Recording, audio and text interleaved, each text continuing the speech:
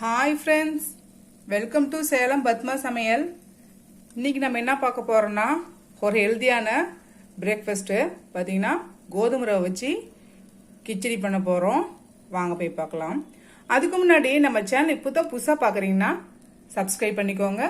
பக்கத்துல இருக்க பெல் பட்டனையும் கிளிக் பண்ணிக்கோங்க.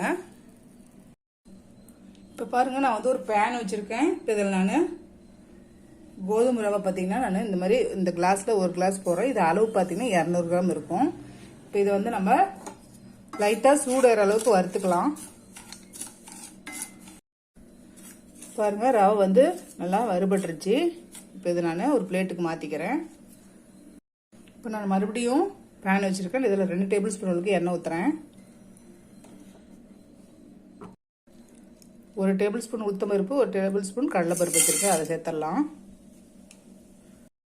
1/2 டீஸ்பூன் கடுகு பொரியட்டும்.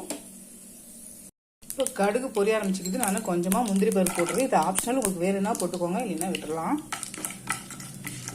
இப்போ இதில் நான் 1/2 டீஸ்பூன் சோம்பு, ஒரு பட்டை, ஒரு 3 லவங்கம் வச்சுருக்கேன். அதை ஆட் பண்ணிக்கலாம்.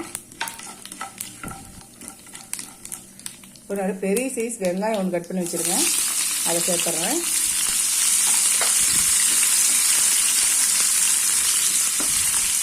இப்போ காரத்துக்கு பச்சை மிளகாய் ஒரு 4 வச்சுருக்கேன். இப்போ பாருங்கள் வெங்காயம் ஓரளவுக்கு வதங்கிடுச்சு. நான் கருவேப்பிலை கொஞ்சம் சேர்த்துட்றேன். அதுக்கப்புறம் ஒரு தக்காளி வச்சுருக்கேன். அதை போட்டுட்டு சின்ன துண்டு இஞ்சி பொடிசாக கட் பண்ணி வச்சுருக்கேன். அதை சேர்த்துடலாம்.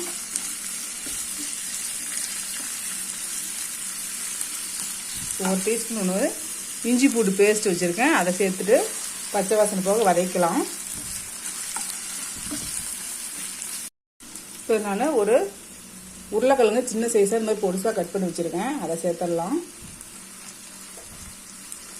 அப்புறம் கொஞ்சமாக பச்சை பட்டாணி வச்சுருக்கேன். இப்போ இது ஒரு 2 நிமிஷம் வதங்கட்டும்.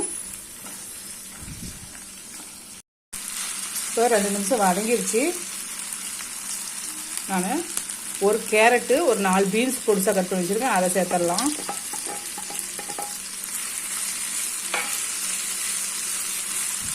இப்போ நான் 1/4 டீஸ்பூன் கம்மியாக மஞ்சள் பொடி வச்சுருக்கேன். அதை சேர்த்து இப்போ காய் வேகட்டும். மீடியம் ஃப்ளேமில் வச்சு வதக்கிக்கலாம்.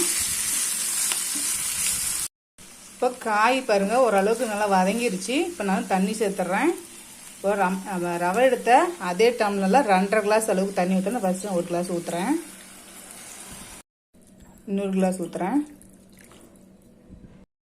இன்னொரு 1/2 கிளாஸ்.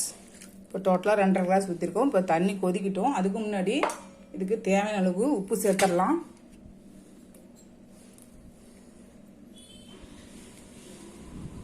இப்போ பாருங்கள் தண்ணி கொதிக்க ஆரம்பிச்சிட்டு இப்போ நம்ம ரவையை சேர்த்துடலாம்.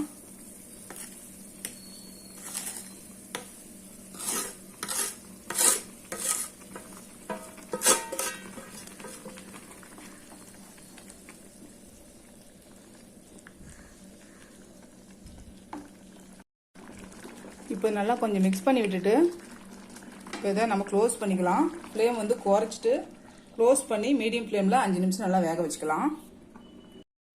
இப்போ ஓப்பன் பண்ணிக்கலாம்.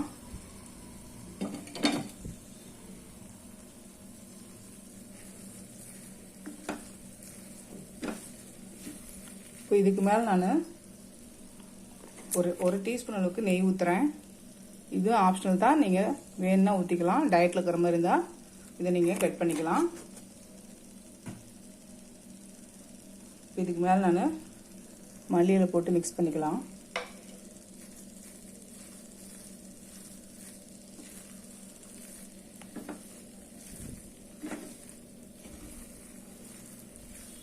அவ்வளோதாங்க, சூப்பராக நம்ம கோதுமை ரவை கிச்சடி ரெடிங்க.